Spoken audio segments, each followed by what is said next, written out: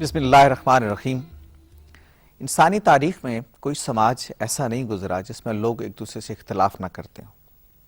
یہ اختلاف سیاست میں بھی ہے، یہ اختلاف سماج میں بھی ہے، اور یہ اختلاف مذہب میں بھی ہے۔ غور کیجئے تو یہ سب چیزیں اس الہی منصوبے کے مطابق ہیں جو اللہ تعالیٰ نے دنیا میں انسانوں کے لیے خود تجویز کیا ہے۔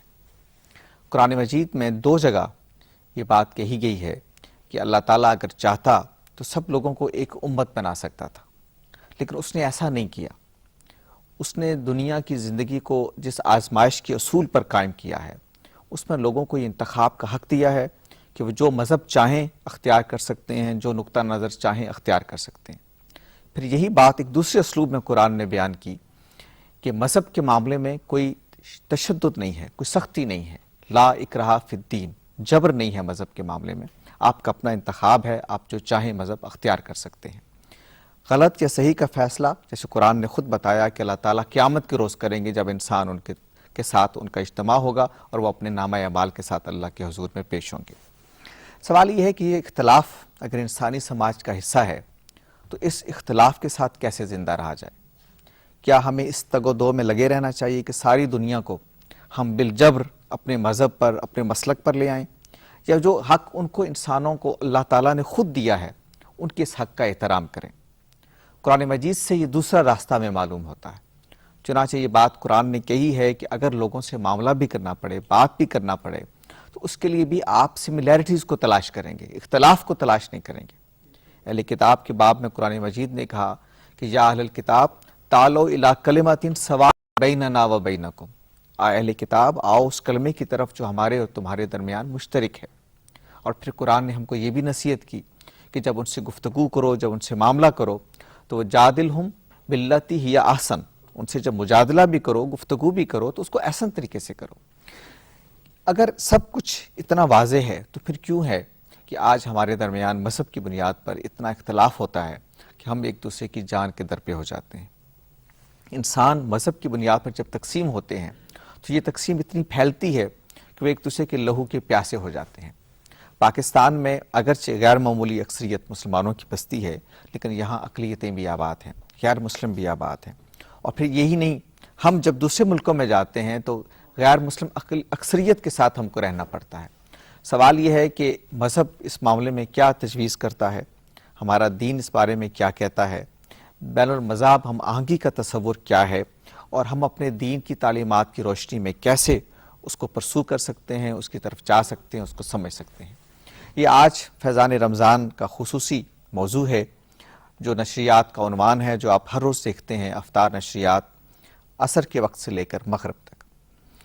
حسب روایت آج بھی ملک کی ممتاز شخصیات ہمارے ساتھ شریک ہوں گی، ان سے ہم اس موضوع پر گفتگو کریں گے اور اس کے ساتھ ان کے تجربات سے بھی استفادہ کریں گے اور ان کے فن سے بھی۔ میں اپنے مہمانوں کے تعارف سے اپنی بات کو آگے بڑھاتا ہوں۔ ہمارے ساتھ تشریف رکھتے ہیں ڈاکٹر نعیم مشتاق صاحب۔ آپ ایک اسکالر ہیں، آپ کا میدان بین المذاہب ہم آہنگی ہے، اس پر آپ کی بہت ساری ریسرچ ہے، آپ کے لیکچرز ہیں، آپ کی کتابیں ہیں، یوٹیوب پر آپ ان کے لیکچرز بھی سن سکتے ہیں، ان کی بہت ساری کتابیں ہیں جس موضوع پر انہوں نے لکھی ہے، اور آج ہم ان سے اس موضوع پر گفتگو کریں گے۔ ہماری دوسری مہمان ہے سینیٹر روبینہ خالد، پاکستان پیپلز پارٹی سے ان کا تعلق ہے، سینٹ کی رکن ہیں، قانون ساز ادارے کی رکن ہیں، اور سوسائٹی کے اندر اصلاح معاشرہ کے لیے آپ متحرک رہتی ہیں۔ اس طرح کے خیالات کے بارے میں آپ کا ایک نقطہ نظر ہے، وہ بھی ہم ان سے جانیں گے اور ان سے سیکھیں گے۔ ہمارے اگلے مہمان ہیں محمد ظہیر الدین، میڈیا ان کا شعبہ ہے، خبر اور پس منظر دونوں ان کا شعبہ ہے۔ ان سے ہم سیکھیں گے، ان سے ہم جانیں گے کہ خبر کیا ہوتی ہے، خبر کے ساتھ ان کا تعلق کیا ہے، اور اس خاص موضوع کے بارے میں یہ کیا کہتے ہیں۔ ہماری اگلی مہمان ہیں عمارہ انور، یہ پروگرام اسپیشلسٹ ہیں۔ ایک پروگرام ہے پاکستان فاؤنڈیشن فائٹنگ بلائنڈنیس۔ وہ لوگ جنہیں بظاہر ہم دیکھتے ہیں کہ دیکھنے کی صلاحیت اللہ نے نہیں دی، ان کے لیے ایک فاؤنڈیشن ہے جس کی پروگرام اسپیشلسٹ ہیں۔ ان سے بھی ہم بات کریں گے اور ان کے موضوعات اور ان کی جو کام ہے اس کے بارے میں ان سے جانیں گے۔ آج نعت ہمیں سنائیں گے مدثر خان آفریدی۔ اللہ تعالیٰ نے ان کو اچھا گلا دیا ہے، اور اللہ تعالیٰ نے ان کو یہ توفیق بخشی ہے کہ اللہ کے حضور میں حمد و ثنا پیش کرتے ہیں، رسالت مآب صلی اللہ علیہ وسلم کے حضور میں گلہائے عقیدت پیش کرتے ہیں۔ ہم ان کی آواز بھی سنیں گے، اور پھر مجھے آپ کو ساتھ یہ بھی بتانا ہے کہ آپ اس پروگرام میں شریک ہو سکتے ہیں، اپنے مہمانوں سے گفتگو کر سکتے ہیں، سوالات کر سکتے ہیں ٹیلی فون کالز کے ذریعے. ہمارا نمبر ہے 051-921-2648 921-2648. اور مجھے یہ بھی آپ سے عرض کرنا ہے کہ آج بھی حسب روایت پاکستان ٹیلی ویژن نے اس کا اہتمام کیا ہے کہ سوسائٹی کے محروم طبقات کے ساتھ افطار کیا جائے، اور اس نشست کو جس کا اہتمام کیا جا رہا ہے یہاں حبیبی ریسٹورنٹ کے تعاون سے، وہ بھی ہم آپ کو دکھائیں گے اپنے اس پروگرام کے دوران میں. لیکن ہم چلتے ہیں اپنے مہمانوں کی طرف، ان سے ہم گفتگو کا آغاز کرتے ہیں. نہیں مشتاق صاحب، ایک طویل عرصہ ہو گیا اس موضوع پر آپ نے کام کیا، ریسرچ کی، اتنے لیکچرز دیے، لوگوں سے آپ ملے. مذاہب عالم جو ہیں، اسلام بھی ہے، مسیحیت ہے، باقی مذاہب ہیں، ان کا تصور کیا ہے بین المذاہب ہم آہنگی کے بارے میں؟ اور جب ہم یہ لفظ استعمال کرتے ہیں، اصطلاح بولتے ہیں کہ بین المذاہب ہم آہنگی، تو کیا مراد ہوتی ہے ہماری اس سے؟ بسم اللہ الرحمن الرحیم. خوشی صاحب، میرا جو تجربہ ہے پچھلے 15-20 سال کا مختلف مذاہب کے نمائندوں سے ملنے کا، اور پھر اپنے مذہب کے نمائندوں کے ساتھ مل کر کام کرنے کا، تو ایک جو کور چیز میں نے دیکھی ہے کہ تمام مذاہب میں ایک چیز مشترک ہے، اور وہ یہ ہے کہ تمام مذاہب پیار، محبت اور امن کی تعلیم دیتے ہیں. شرط یہ ہے کہ جو بات آپ کو اپنی کتاب کا متن پڑھ کر سمجھ میں آئی ہے، وہ سمجھ الہامی نہیں ہے، انڈرسٹینڈنگ آپ کی ہے، انڈرسٹینڈنگ ہے. اس انڈرسٹینڈنگ کو متن کا نیم البدل بنا کر پیش کرنا، یہ اختلاف کی بنیادی وجہ ہے. اسلام نے اس معاملے میں دیگر مذاہب کی نسبت، دیگر مذاہب میں بھی ہے مگر اسلام نے خصوصی طور پہ اس کا اہتمام کیا ہے کہ جب آپ قرآن پاک کو پڑھ کر اپنے آپ کو تبلیغ دین کے لیے تیار سمجھتے ہیں، تو قرآن پاک آپ پر ایک شرط لگاتا ہے کہ جو متن پڑھ کر آپ کو سمجھ آئی ہے، اس متن پر بھروسہ کرنے کی بجائے اس متن کی سمجھ کو حضور صلی اللہ علیہ وسلم کی بارگاہ میں پیش کریں. حضور صلی اللہ علیہ وسلم کی بارگاہ سے پتہ چلے گا کہ آپ کو جو سمجھ آئی ہے، تک پہنچے ہیں آپ، یعنی کہ آپ یہ صحیح نتیجہ ہے یا یہ وہی سمجھ ہے جس تک اللہ تعالیٰ بذریعہ قرآن آپ کو پہنچانا چاہ رہے ہوں. تو مکالمہ بین المذاہب کی جو میں نے اپنی کتاب میں بھی اس کی تشریح کی، اور جو میں سمجھتا ہوں وہ یہ ہے کہ اپنے مذہب کی پہچان کو برقرار رکھ کر دوسرے کی مذہب کی پہچان کو تنقید بنائے بغیر آپس کے جو باہمی متفقہ عقائد اور نظریات ہیں اس کو فوکس کر کے آپس کے جو معاشرتی مسائل ہیں اس کو مل جل کر حل کرنا. مکالمہ بین المذاہب دوسرے مذاہب کے ساتھ مل کر کسی تیسرے مذہب کی بنیاد نہیں ہے. مکالمہ بین المذاہب دوسرے مذاہب کے ساتھ مل جل کر ہمارے جو باہمی مشترکہ مسائل اور مشکلات ہیں اس کا مل جل کر حل تلاش کرنا، اور معاشرے کو اختلاف سے پاک کر کے امن کی بنیاد ڈالنا. یعنی ہم یہ نہیں چاہ رہے ہوتے کہ جو وحدت ادیان کا تصور ایگزیکٹلی کہ سارے مذہب کو ملا کے ہم کہیں یہ ایک مذہب ہے اور سب ٹھیک ہے، یہ نہیں کہہ رہے ہوتے. یہ نہیں ہم کہہ رہے ہیں. ہم مذہبوں کی جو انفرادیت ہے اس کو برقرار رکھتے ہوئے ایگزیکٹلی ان آداب کی بات کرتے ہیں کہ جو ساتھ چلنے کی بنیاد بن سکتے ہیں.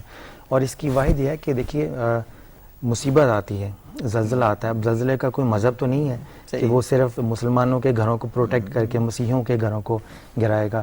سیلاب آیا تو وہ سبھی جگہ آیا. صحیح بات. تو جب قدرتی آفات اپنی نیچر میں انتخاب نہیں کرتی تو اللہ کی رحمت اس سے بڑی ہے. صحیح. تو انسان، ہمارے مذہب کا یہ ہے کہ ہم رحمت للعالمین کے نمائندے ہیں، کتاب العالمین ہے ہماری، اور وہ اللہ تعالیٰ صرف مسلمانوں کا خدا نہیں ہے بلکہ دوسرے بھی پیدا کرنے والوں کا خدا ہے. صحیح. اور خدا کو ایسے پیش کرنا چاہیے کہ صرف مسلمانوں کا خدا نہیں. ایگزیکٹلی. جب ہم خدا کو اسلام کے دائرے میں قید کرتے ہیں تو خود قرآن کے تصور کی نفی کر رہے ہوتے ہیں. صحیح. روبینہ، آپ بھی سوسائٹی میں رہتی ہیں، آپ لوگوں کے رویوں میں دیکھتی ہیں کہ کنتا پسندی سے آ جاتی ہے مذہب کے معاملے میں. ہم اپنے آپ کو اتنا حق پر سمجھتے ہیں کہ دوسرے کے وجود کو گوارا کرنے کے لیے تیار نہیں ہوتے. یہ رویے کیوں پیدا ہوتے ہیں؟ دیکھیں، یہ رویے جو ہیں میرے حساب سے 80s کے بعد پیدا ہوئے ہمارے ملک میں. اس سے پہلے جو آپ دیکھیں اس کا پہلے کا دور مطلب جو انٹر فیتھ ہارمنی ہماری تھی، ہم لوگ ایک جگہ رہتے تھے. مجھے نہیں یاد کہ مجھے کلاس میں پتا ہو کہ کون کس مذہب سے ہے جب میں پڑھتی تھی اسکول میں. That was a long time ago. اور کیا شیعہ سنی کا کیا فرق ہے. ہمارے ساتھ لڑکیاں تھیں جو مطلب میری کلاس فیلوز تھیں، وہ ہر مذہب سے تھیں. مطلب کیونکہ میں ایک مشنری ادارے میں پڑھتی تھی تو وہاں پہ ہر مذہب سے اور ہر فرقے سے لڑکیاں میرے ساتھ تھیں، لیکن ہمیں کبھی محسوس ہی نہیں ہوا اب جب میں دیکھتی ہوں تو ایک بالکل ڈفرینٹ سینیریو ہے, ڈفرینٹ طریقہ ہے. ایون مذہب کے اندر در مذہب ہے, مطلب سنی کے اندر بھی کچھ ایسے ہیں جو کہتے ہیں کہ اس کے پیچھے نماز نہیں ہوتی اور اس کے پیچھے نماز نہیں.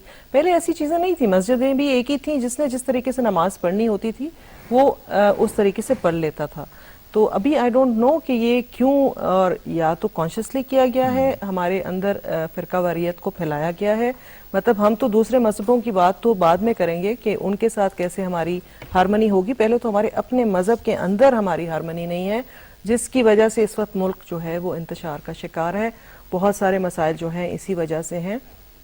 تو اس کا ہمیں ڈھونڈنا پڑے گا کہ کیا وجہ ہے کہ یہ برداشت جو ہے ہمارے میں ختم ہو گئی ہے. ایک دوسرے کو ہم بالکل ٹالریٹ نہیں کر سکتے, دوسرے کی بات سن نہیں سکتے. مطلب میں حوصلہ ہی ختم ہو گیا ہے کسی کو سننے کا یا کسی کو, کیونکہ جو ہم کہتے ہیں کہ جو میں نے کہا ہے وہ ٹھیک ہے, یہ حرف آخر ہے. یہ اس طرح کے رویے نہیں ہونے چاہیے. اور سب سے بڑی جو ہمارے لیے میرے خیال میں ایک چیز ہے وہ کہ آپ حضرت صلی اللہ علیہ وسلم کے کردار کو جب دیکھتے ہیں تو وہ تو پیکر تھے برداشت کے اور محبت کے. تو وہ اگر انہی کے فالوورز ہیں, اگر ہم کہتے ہیں کہ ہم ان کے فالوورز ہیں, تو پھر ہمارے رویوں میں یہ تضاد کیوں ہیں؟ تو اس کی جو ہے بڑی ایک لمبی ہسٹری ہے, پولیٹیکل ہسٹری ہے, جو کہ اب میں آپ کہیں گے کہ یہ پولیٹکس سے تعلق ہے تو انہوں نے پولیٹیکل بات شروع کر دی. لیکن اس سب کے ذمہ وار میں ایک ہی شخص کو سمجھتی ہوں جو کہ جنرل ضیاء الحق صاحب تھے.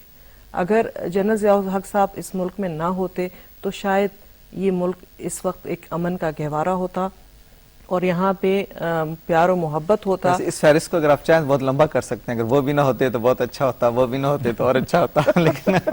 لیکن جو سب سے بڑا جو مسئلہ اس وقت یہ فرقہ واریت کا ہے, عدم برداشت کا ہے, وہ انہی کا پودا لگایا ہوا ہے. اور یہ اب اتنا زیادہ جڑ پکڑ چکا ہے کہ سمجھ نہیں آتی کہ اگر آپ اس کی شاخیں بھی کاٹتے, لیکن اس کو جڑ سے نکالنا پڑے گا, جو بھی اس کی جڑ ہے. یہ بڑی اہم بات آپ نے کی, اس کی سولوشن کی طرف بھی ہم آپ سے جانیں گے. ظہیر الدین, آپ بھی میڈیا سے تعلق رکھتے ہیں, یہ ہم اخبارات میں روز پڑھتے ہیں, ٹیلی ویژن پہ سنتے ہیں, مذہب کے نام پر ایک بہت پرتشدد رویہ ہمارے ہاں آ گئے ہیں, اور ہم وہ جو سیلف رائٹیسنس ہے, برخود ہم سمجھتے ہیں کہ ہم ٹھیک ہیں, دوسرے ٹھیک نہیں ہیں. یہ رویے اور پھر میڈیا میں جو آپ رہتے ہیں اور آپ دیکھتے ہیں, کیا سمجھتے ہیں سوسائٹی کے بارے میں, انالیسس کیا ہے آپ کا؟ دیکھیں, ہمارے یہاں عدم برداشت کا رویہ بہت زیادہ بڑھتا جا رہا ہے, اور اس میں بہت سارے سوشل فیکٹرز بھی ہیں جن کا شاید عام آدمی کے اختیار میں نہیں ہے. اور ہمارا ایک عام رویہ یہ بھی ہے کہ ہم بہت ساری چیزیں جو ہیں وہ حکومت سے ایکسپیکٹ کرتے ہیں.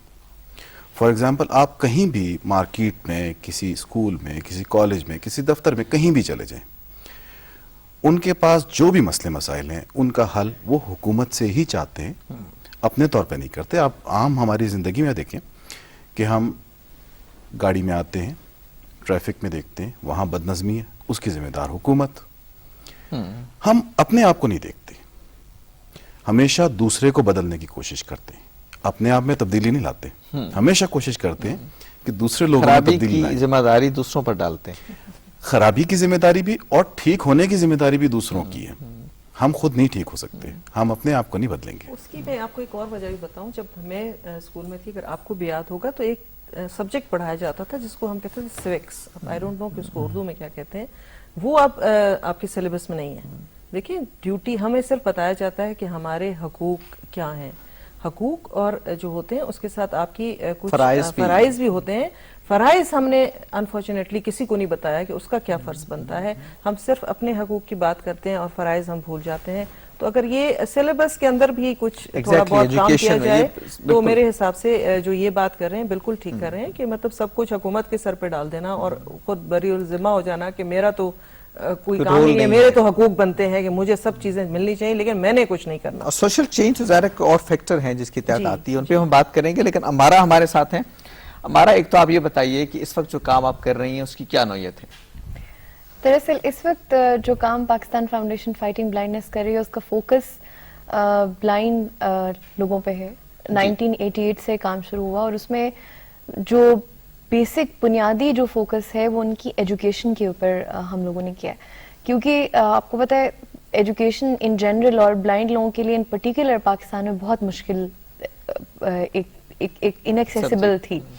تو پی ایف ایف بی نے یہ کیا کہ انہوں نے آڈیو کیسیٹس کے تھرو ہماری C E O lead C E O Mrs Saima Ammar انہوں نے اس پروجیکٹ کو سٹارٹ کیا P F F B audio world کو, جس میں کہ کتابیں ریکارڈ کی جاتی ہیں اور پھر فری رجسٹرڈ پوسٹل سروس کے ذریعے پورے پاکستان میں جتنے بھی جو بھی ہم سے لینا چاہیں نابینا فرد اس کو ہم لوگ پہنچاتے ہیں کتابیں. اور اس کے ساتھ ساتھ ناولز, افسانے, ریلیجیس کتابیں اور اس طرح کی جو چیزیں ہیں وہ بھی ان کی نالج کو انہانس کرنے کے لیے ان کو بھجوائی جاتی. اور اس کے علاوہ پھر جب کمپیوٹر کا ٹرینڈ ہوا تو پھر ہم لوگوں نے کمپیوٹر سینٹرز کا بھی آغاز کیا بلائنڈ لوگوں کے لیے کہ وہ کمپیوٹر ایک اسسٹو سافٹ ویئر ہے, جاب ایکسیس ود اسپیچ, جس کے تھرو وہ کمپیوٹر کو یوز کرتے ہیں. تو بیسیکلی جو فوکس ہے وہ آڈیو بکس کے تھرو ایجوکیشن اور ان کے کمپیوٹر ایجوکیشن کو انہینس کرنا ہے تاکہ وہ امپلائمنٹ میں اور معاشرے کے ایک پروڈکٹیو ممبر بن سکیں. بہت اہم بات آپ نے بتائی. مزید تفصیلات جو آپ کے پروگرام کے بارے میں ہم جانیں گے, لیکن مدثر افریدی کی طرف چلتے ہیں. مدثر, آپ یہ بتائیے کہ کب سے نعت سنا رہے ہیں آپ؟ سر تقریباً 7 سال سے. اچھا. الحمدللہ. جی. تو یہ کیسے خیال آیا, کیسے شوق پیدا ہوا کہ نعت پڑھی جائے؟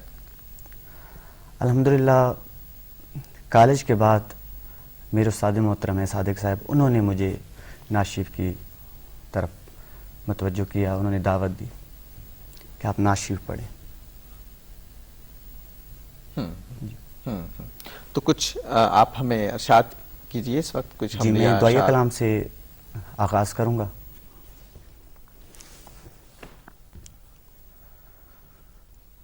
کرم مانگتا ہوں, عطا مانگتا ہوں,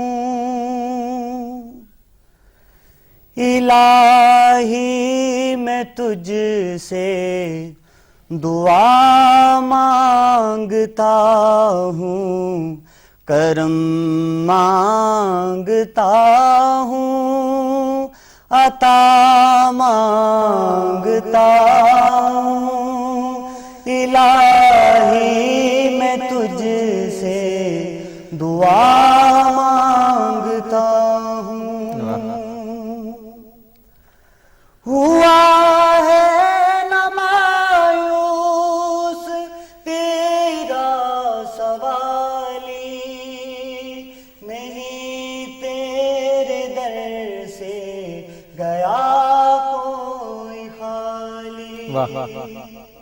ہوا ہے نہ مایوس تیرا سوالی, نہیں تیرے در سے گیا کوئی خالی.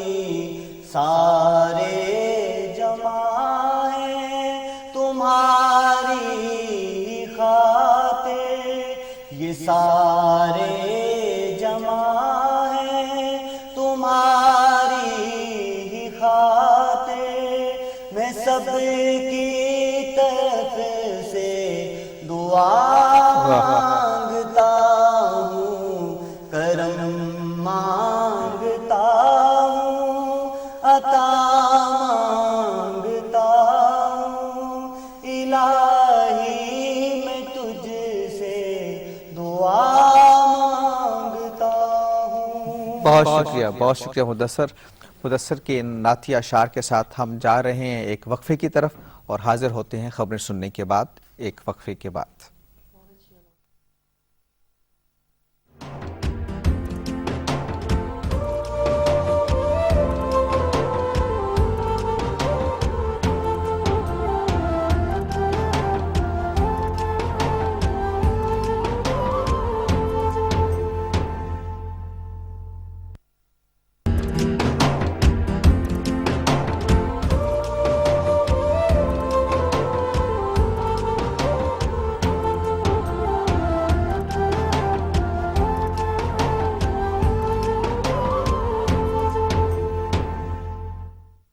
افطار کی خصوصی نشریات فیضان رمضان کے ساتھ ایک بار پھر آپ کی خدمت میں حاضر ہیں. ہمارا آج کا موضوع ہے بین المذاہب ہم آہنگی اور اس کے بارے میں اسلام کی تعلیمات. ہم اپنی سماج کا بھی جائزہ لے رہے ہیں, انٹرنیشنل پالیٹکس کا بھی جائزہ لے رہے ہیں, اس بارے میں یہ بھی جاننے کی کوشش کر رہے ہیں کہ ہمارا دین ہمیں اس بارے میں کیا رہنمائی دیتا ہے.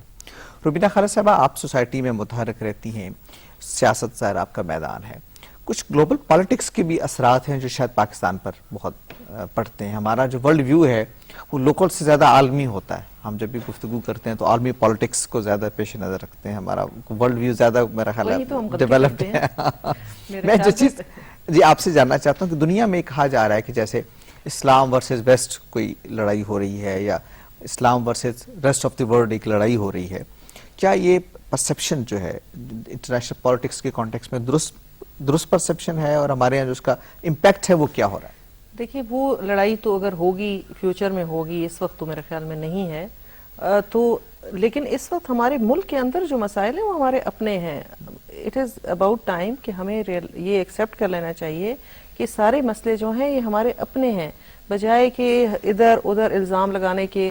اگر ہم اپنے گھر ٹھیک کر لیں, کہتے ہیں نا گھر کا اگر آپ کا ٹھیک ہو, گھر کے لوگ ٹھیک ہوں, تو آپ کا جو باہر کا دشمن ہے وہ آپ کا کچھ بھی نہیں کر سکتا. لیکن ہماری ٹریجڈی یہ ہے کہ ہمارے دشمن ہم خود ہیں, ہمیں باہر سے کسی اور کی ضرورت ہے نہیں.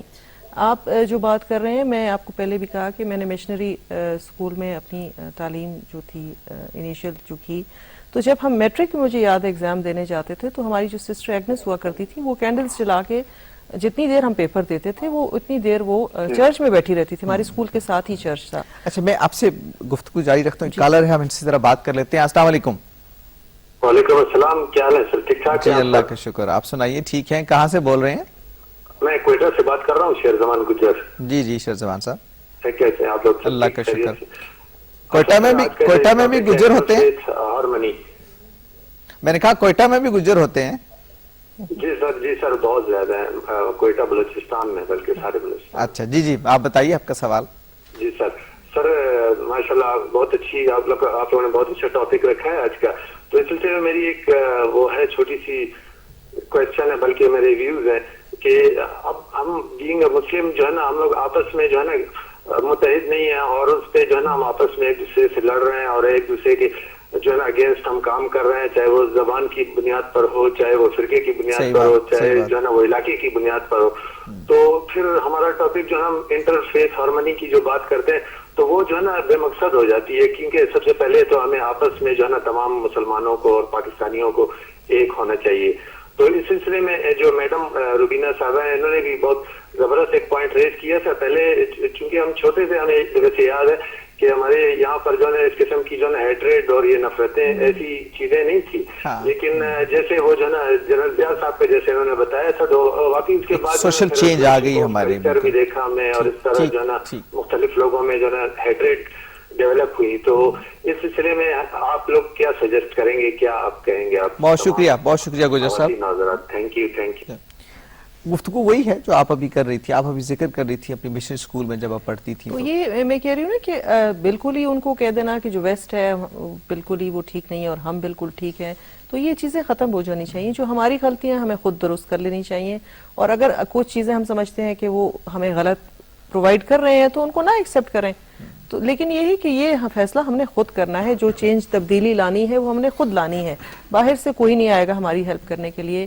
جو اپنے جو ہمارے اپنے وسائل ہیں اس کے کو استعمال کرتے ہوئے, اور جس طرح سے آج ہم بیٹھے ہیں, جس طرح سے ہم بات کر رہے ہیں, اس طرح سے اور ڈائلاگ ہونا چاہیے, اس طرح سے اور بات ہونی چاہیے. اور میں تو یہ میسج آپ کے تھرو میڈیا کو دوں گی کہ بجائے سارا دن سیاست پہ گفتگو کرنے کے کہ سیاستدان ایک اچھا ہے یا برا ہے, آج اس نے یہ کر لیا, اس نے وہ کر لیا, وہ اس سے مل گیا, وہ ٹھیک ہیں چیزیں, وہ بھی اس کے اوپر بھی آپ ایک رکھیں اوور سائٹ, لیکن آپ معاشرے کی اصلاح کے لیے بھی کچھ کام کریں.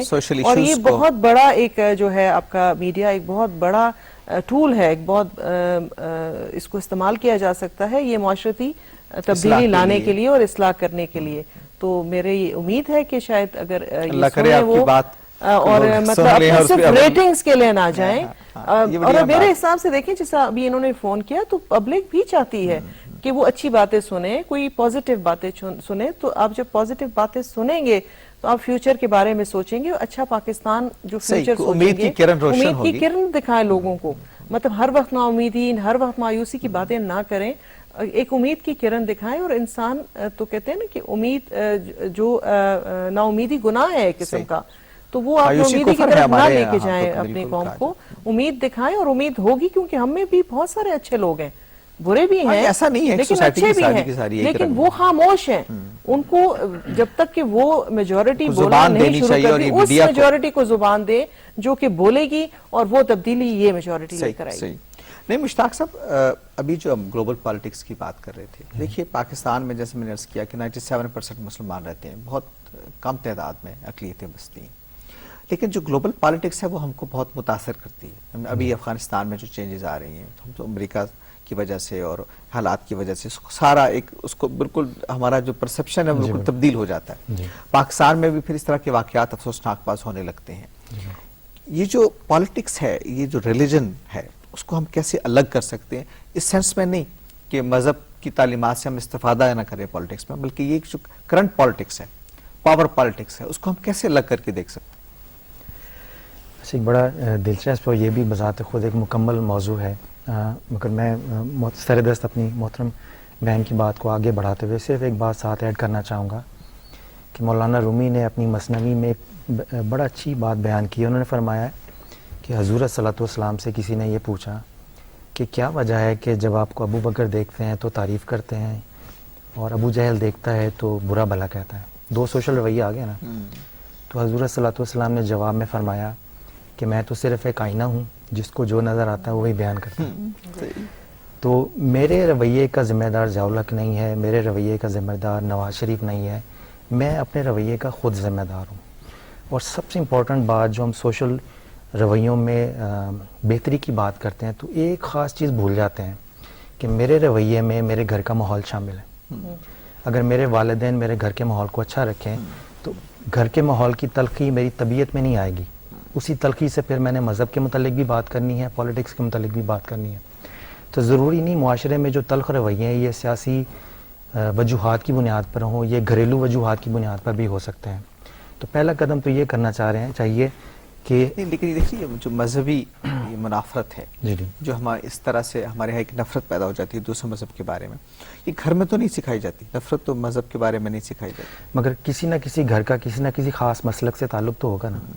तो वो मसलक की जो चीज़ तबीयत में शिद्दत भर दी जाती है ना, वो ख़राबी का वो बायस है। दूसरों को बर्दाश्त नहीं करते। नहीं, मेरा अपना जो नुक्ता नज़र है, जो मैं अपने घर में प्रैक्टिस करता हूँ, कि हम एक दीन के पैरोकार हैं, किसी मसलक के पैरोकार नहीं हैं।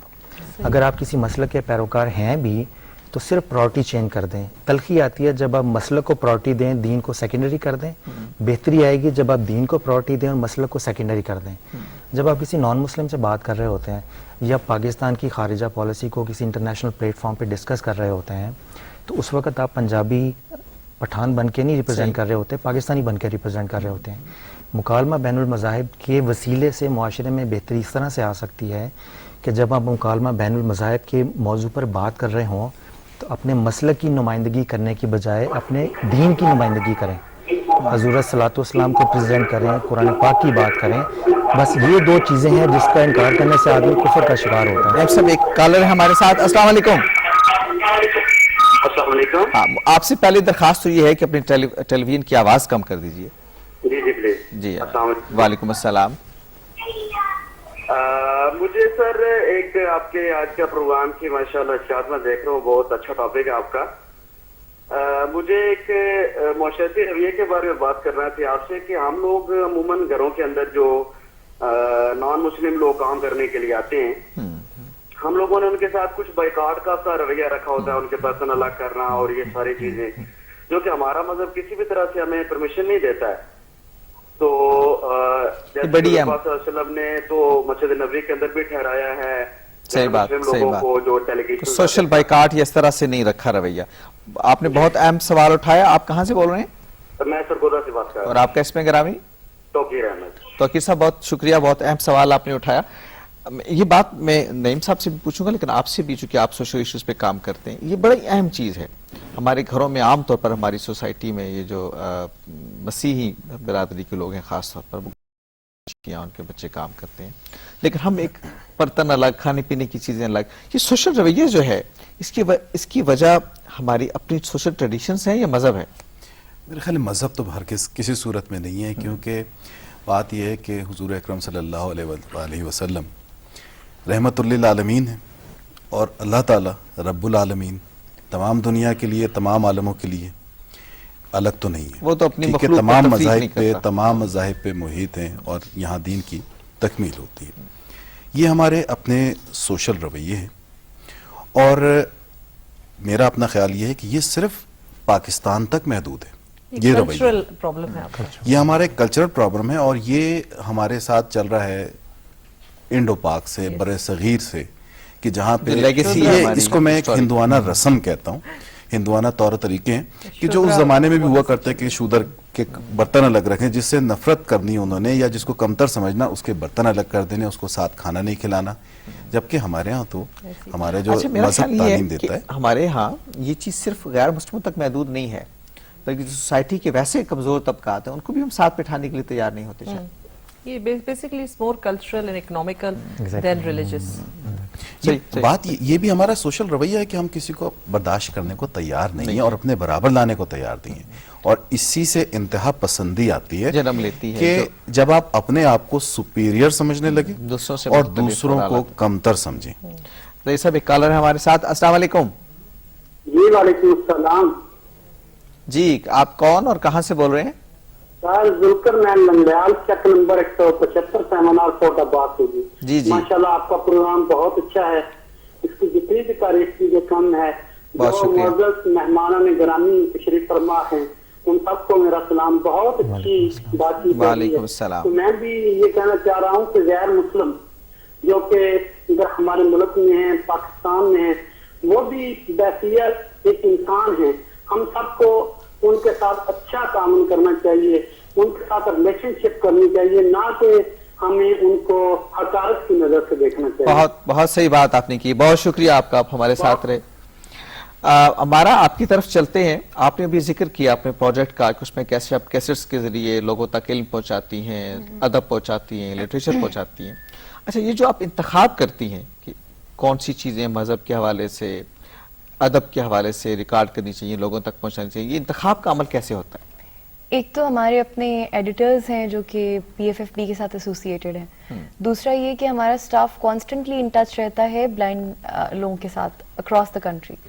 اور پھر ہمیں جن کتابوں کی ڈیمانڈ آتی ہے ان کو پہلے ہم دیکھتے ہیں، خود سے ان کو اینالائز کرتے ہیں کہ ان میں کہیں پہ بھی کوئی انتہا پسندی کا عنصر تو پروموٹ نہیں ہو رہا. بیکاز جو بک یا جو چیز جاتی ہے وہ پھر ہر مذہب، ہر فرقے کے بندے تک جاری ہوتی ہے. کیونکہ ڈسیبلٹی یا بلائنڈنس تو ایک ایسا جنرل ایشو ہے جو کہیں پہ بھی ہو سکتا ہے. کسی ٹرائب میں ہو سکتا ہے، کسی فرقے میں، کسی مذہب میں ہو سکتا ہے. تو ہمیں ان ساری چیزوں سے اوپر رکھ کے اپنے آپ کو سوچنا ہوتا ہے کہ ایک ایسی بک ریکارڈ کی جائے جو اگر ایک مسلمان پڑھے تو اس کو بھی اچھی لگے، اور آن دی ادر ہینڈ اگر ایک کرسچن یا کوئی دوسرے مذہب کا نابینا فرد پڑھا ہے تو اس کو بھی پڑھ کے اس کو کوئی نالج ملے، نہ کہ اس کو کوئی ڈسکریمنیشن فیل ہو. تو اس طرح سے یہ سارا پروسیس چلتا ہے. آپ کا اپنے ایڈیٹرز کا ایک پورا شعبہ ہے ایڈیٹنگ کا جس میں جی بالکل. اور پہلے بکس پڑھی جاتی ہیں، پھر ان کو دیکھا جاتا ہے، پھر ہماری کانسٹنٹ ڈیمانڈ کارڈز بنا کے بھیجتے ہیں لوگ جو نابینا افراد ہیں ہمارے کانٹیکٹ نمبرز کے اوپر، ای میلز اور انٹرنیٹ کے تھرو اور ٹیلی فونک کانورسیشنز کے تھرو. صحیح. تو پھر ہم ان کی ڈیمانڈز کو کیٹر کرتے ہیں. آپ کی طرف آفریدی صاحب ہم آتے ہیں، لیکن میں تھوڑی سی گفتگو ان سے کرنا چاہتا ہوں. ان کو ذرا جلدی جاننا ہے اور میں فائدہ اٹھانا چاہتا ہوں ان کی موجودگی کا میکسیمم. پولیٹیکل پارٹیز کام کرتی ہیں بہت اور مختلف شعبے میں کرتی ہیں، لیکن ہمارے یہاں سوشل چینج کے لیے مجھے لگتا ہے کہ ہماری پرائرٹیز پہ نہیں ہوتا، پولیٹیکل پارٹیز کی پرائرٹیز پہ نہیں ہوتا. اور پھر جو سول سوسائٹی جس کو ہم کہتے ہیں وہ بھی بدقسمتی سے بہت محدود ہو گئی ہے کچھ اربن علاقوں تک. سوشل جو روایات ہیں ہماری اس پہ تبدیلی نہیں آتی. اور ایک عام اعتراض یہ ہوتا ہے کہ جب ہماری جو NGOs ہیں یا سول سوسائٹی آرگنائزیشنز ہیں ان کا ایجنڈا بھی بہت حد تک انڈیجنس یا لوکل نہیں ہوتا. تو یہ جو پروسیس ہے کہ ہماری اپنی ضروریات کیا ہیں، ہمارے پرابلمس کیا ہیں، ہم ان کو پریارٹائز کر کے اس پہ کو کمپین چلائیں. کیا دیکھتی ہیں آپ سارے عمل کو کیسے؟ دیکھیے بڑی اچھی بات آپ نے کی. یہ ہو سکتا ہے، پاسبل ہے پولیٹیکل پارٹیز کو بھی اس میں ایکٹیویٹ اگر کر لیں اپنے آپ کو. بہت اچھا آئیڈیا ہے آپ کا یہ، اور میں اس پہ سوچوں گی ابھی جا کر، کیونکہ میرے حساب سے جو بگیسٹ سول سوسائٹی پاکستان میں ہے وہ پولیٹیکل پارٹیز ہی ہیں، کیونکہ ان کی گراس روٹ تک لیول تک ان کی پہنچ ہے. باقی این جی اوز کی جو بات آپ کر رہے ہیں ان کے طریقہ کار سے تو میں مجھے ویسے میں آپ سے معذرت چاہتا ہوں. اس وقت اسحاق ڈار صاحب وفاقی وزیر خزانہ میڈیا سے گفتگو کر رہے ہیں. ہم آپ کو دکھاتے ہیں کہ وہ ہم سے اور قوم سے کیا گفتگو کر رہے ہیں.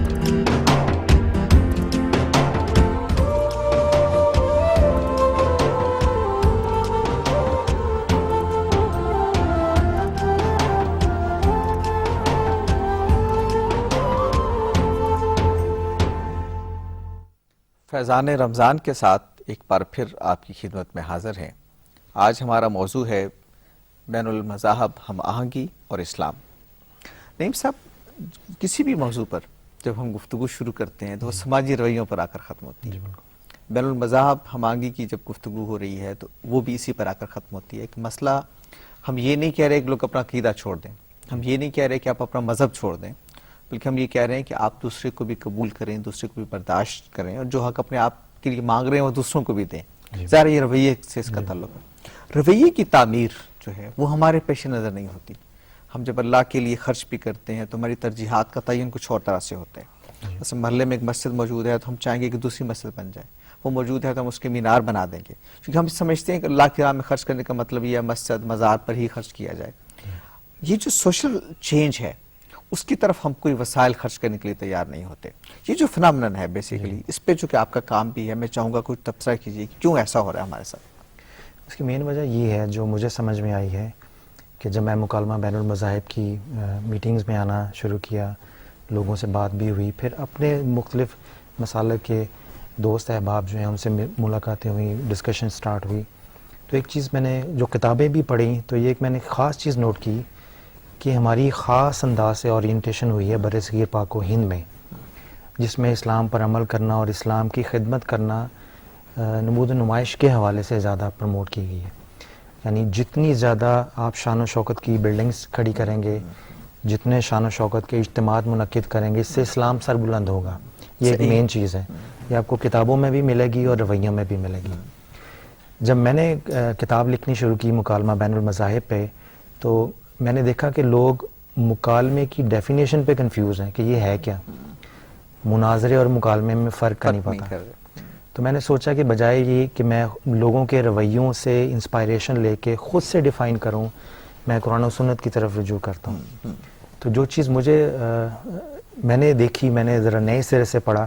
اب مکالمہ بین المذاہب یہ ایک اجتہادی موضوع ہے.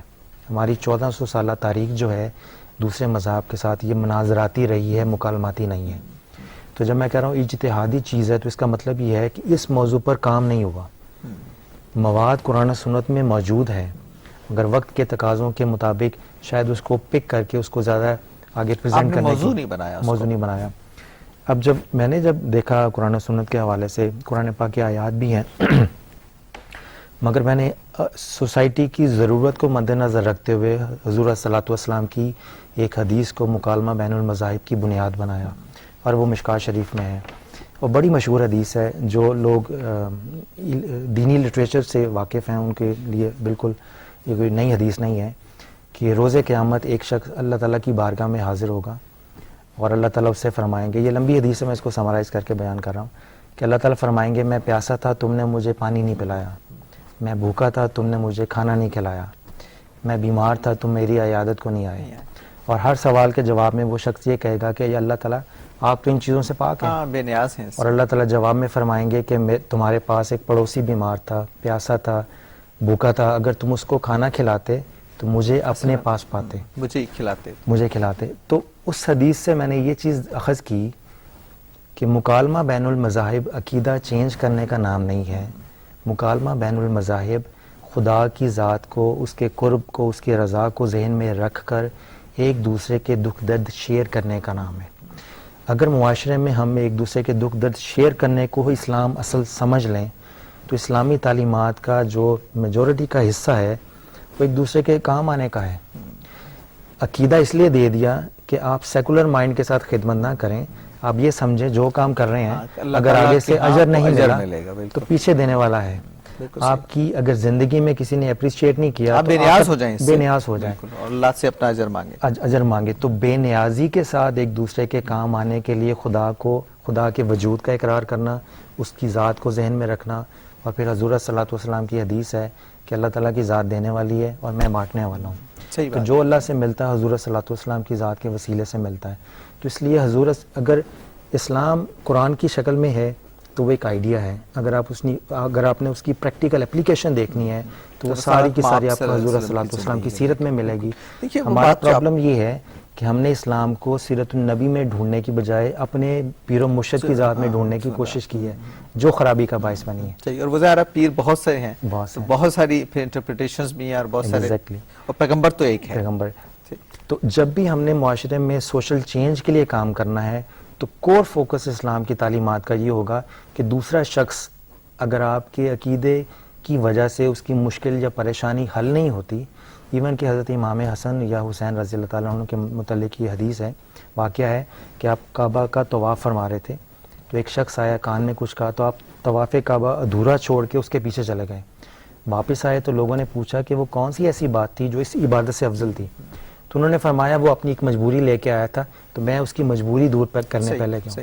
تو انسان کی ضرورت کو ترجیح دی. Exactly. دیکھیے آپ نے جو شروع میں بات کی نا کہ رسالت مآب صلی اللہ علیہ وسلم نے جو آخری خطبہ دیا، خطبہ حجۃ الوداع، جی وہ بھی یا ایھا الناس سے آغاز کیا. ایگزیکٹلی. یا ایھا المومنون نے کہا، حالانکہ سب مومن تھے سامنے، مسلمان کھڑے تھے، لیکن یا ایھا الناس کہا اور کہا کہ تمہاری جان اور تمہارا مال اور تمہاری عزت اسی طرح محترم ہے جیسی یہ جگہ اور یہ مہینہ محترم ہے. Exactly. تو پوری انسانیت کو گویا مخاطب بنایا. اور اس میں ایک آپ کی اجازت سے ہم جب کہتے ہیں نا حضور صلی اللہ علیہ وسلم رحمت للعالمین ہے، تو میں یہ اکثر کہتا ہوں کہ آپ کے دائرہ رحمت میں نان مسلم ہیں یا نہیں؟ وہ ہیں.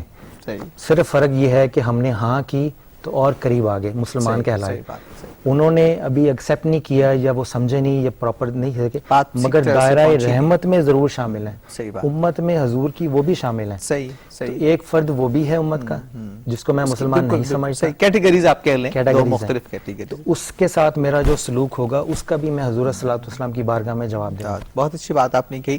رسالت مآب صلی اللہ علیہ وسلم کا ذکر ہو رہا ہے، ان کی سنت کا ذکر ہو رہا ہے، ان کے ارشادات کا ذکر ہو رہا ہے، تو ان کی حضور میں کوئی اشعار آپ بھی پیش کیجیے.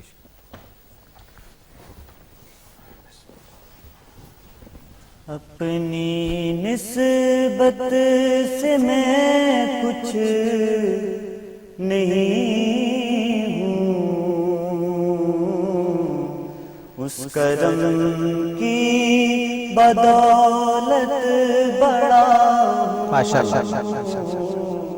ان کے ٹکڑوں سے اعزاز پا کر تاجداروں کی صف میں کھڑا ہوں. ان کے ٹکڑوں سے اعزاز پا کر تاجداروں کی صف میں کھڑا ہوں. یا نبی اپنے غم کی کہانی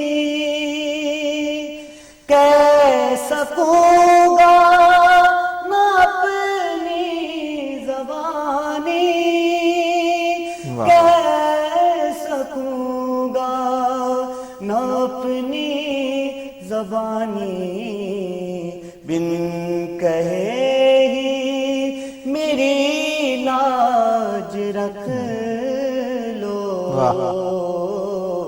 میں سسکتی ہوئی التجا ہوں، بن کہے ہی میری لاج رکھ لو. میں سسکتی ہوئی التجا ہوں.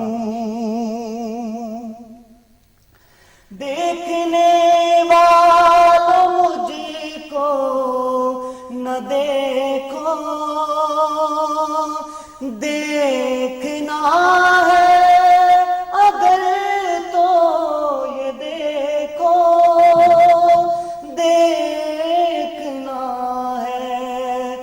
اگر تو یہ دیکھو کس کے دامن سے وابستہ ہوں میں، واہ واہ واہ، کون والی ہے کس کا گدا ہوں، کس کے دامن سے وابستہ ہوں میں، کون والی ہے کس کا گدا ہوں، دیکھتا ہوں جب ان کی عطائیں بھول جاتا ہوں اپنی خطائیں، بھول جاتا ہوں اپنی خطائیں، سر ندامت سے اٹھتا نہیں ہے، میں اپنی طرف جب دیکھتا ہوں، ماشاءاللہ سر ماشاءاللہ، ندامت سے اٹھتا نہیں ہے، جب میں اپنی طرف دیکھتا ہوں، ان کے ٹکڑوں سے اعزاز پا کر تاجداروں کی صف میں ماشاءاللہ ماشاءاللہ ماشاءاللہ ماشاءاللہ۔ ظہیر الدین صاحب، سوشل چینج کی بات ہم کر رہے ہیں، ابھی نعیم صاحب ذکر کر رہے تھے کہ کیسے جو اورینٹیشن ہے اس کو تبدیل کرنے کی ضرورت ہے، ترجیحات کو بدلنے کی ضرورت ہے۔ میڈیا بھی ایک رول پلے کرتا ہے ظاہر ہے لوگوں کی مزاج بنانے میں، لوگوں کی رائے بنانے میں، تو ہمارا جو میڈیا ہے وہ کتنا سوشل چینج کے لیے لوگوں کو اس طرح سے بیدار کر رہا ہے اور ان کی موضوعات کا تعین بھی کر رہا ہے؟ خورشید صاحب، یہ جو چینج اور تبدیلی کا جو پروسیس ہے، اور اسپیشلی بیہیویئر چینج کی جب ہم بات کرتے ہیں، it's a very slow process, it takes time, اور اگر یہ آپ کی اسٹریٹجی یا بیہیویئر چینج کمیونیکیشن کی جب ہم بات کرتے ہیں، آپ کی اسٹریٹجی اگر ایکسپوز ہو جائے، دیٹ بیکمز پروپیگنڈا، اور پروپیگنڈا انسانی نفسیات ہمیشہ اس کو منفی طریقے سے لیتی ہے، اس پہ کبھی عمل کرنے کو تیار نہیں ہوتی۔ میں آپ سے اگر یہ کہوں کہ فلاں صاحب بہت اچھے ہیں، آپ کا کوئی انٹرسٹ نہیں ہے ان صاحب میں، لیکن آپ نے سن لیا کہ بہت اچھے ہیں، 4 آدمی اور کہیں جائیں گے، آپ 4 آدمی اور کہیں کہ وہ صاحب بہت اچھے ہیں، تو آپ کے ذہن میں خود بخود وہ امپریشن بن جائے گا، جہاں کہیں دوبارہ کہیں وہ بات ہو رہی ہو کہ آپ کہیں گے وہ بہت اچھے ہیں۔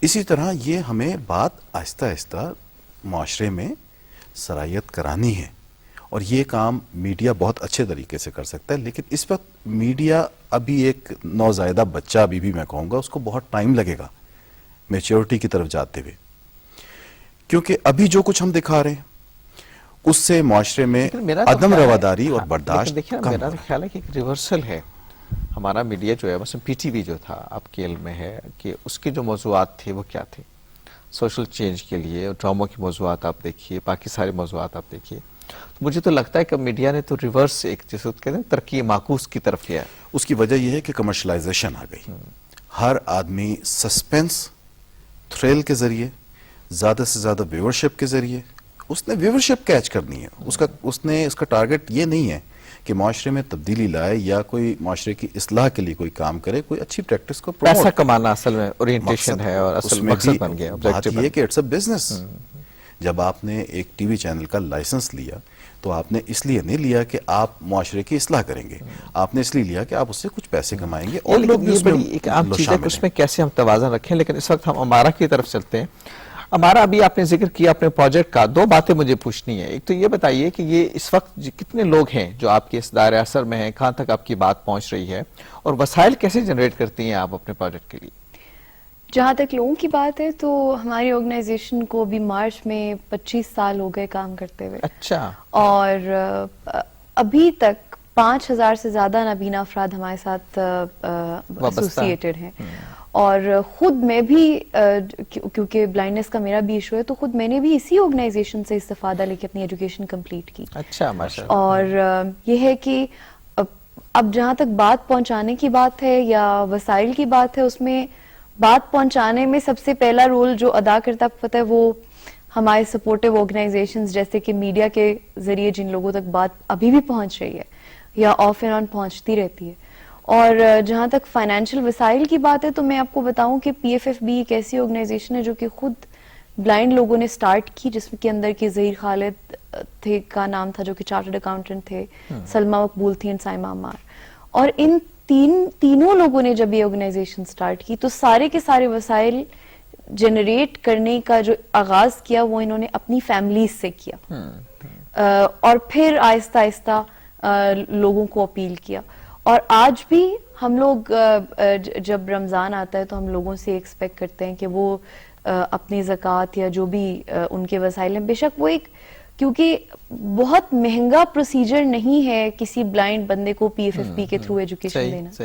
ایون ایک 100 آپ کی طرف سے 100 روپیہ بھی کسی کی زندگی بدل سکتا ہے, لیکن وہ ساری کی ساری ایک ٹرینڈ کی بات ہے کہ ہم وہ 100 روپیہ کسی مسجد کے سیف میں جا کے تو ڈال آئیں گے, لیکن جب ہم ایک آرگنائزیشن کو سپورٹ کرنے کی بات کرتے ہیں جو کہ بلائنڈ لوگوں کے لیے کام کری ہے, اور ہمارا کام جو ہے وہ ویب سائٹ کے تھرو اور مطلب ایک ایویڈنٹ ایک obvious ورک ہے جس کو کہ دیکھا جا سکتا ہے, لیکن جب ہم اس کو سپورٹ کرتے ہیں یا اس کو سپورٹ کرنے کی بات کی جاتی ہے تو اس کے اوپر بہت سارے کوسچنز اٹھا دیے جاتے ہیں, from its credibility to transparency and every thing.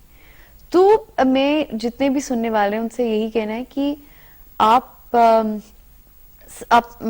دیکھیں کہ اگر 100 روپیز یا 200 روپیز اگر کسی کی زندگی بدل رہے ہیں اور کسی کو روشنی دے رہے ہیں, کیونکہ ایک شخص جو دیکھ نہیں سکتا وہ ریلائی کرتا ہے دنیا کو جج کرنے کے لیے اپنے نالج کے اوپر, صحیح بات, instead of looking at faces and etc etc.